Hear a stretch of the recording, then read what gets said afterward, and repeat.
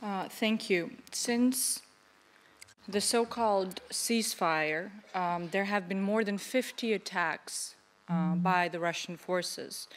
And in fact, the biggest attack on the Luhansk airport happened just a couple of days ago.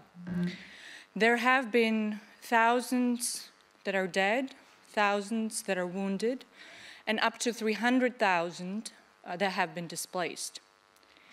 How many more lives does Putin have to take? How many more children have to be displaced from their homes? How many more people have to be tortured? I believe, and it is my firm belief, that Putin's answer to that is as many as it takes. As many as it takes for him to assert control over Ukraine, to dismember Ukraine, and in fact, to have his coveted Soviet Union revived. Because as we all know, he believes that it was the biggest catastrophe and disaster of the last century, that the Soviet Union doesn't exist anymore. In 2008, as all of you know, Georgia was invaded by Putin, and there were some skeptics as to who was to blame.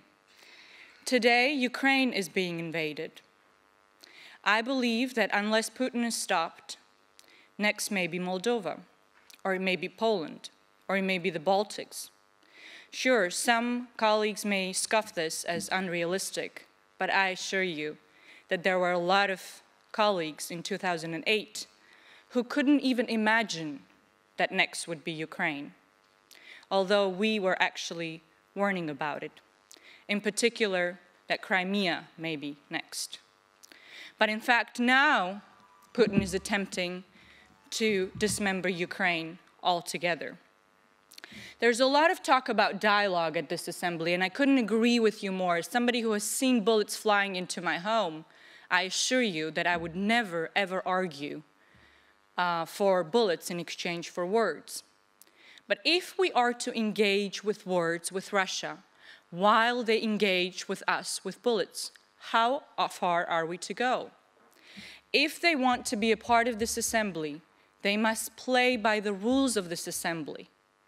We cannot be expected to go along with their rules, but they must be expected to go along with ours. So we must be firm and we must be unequivocal.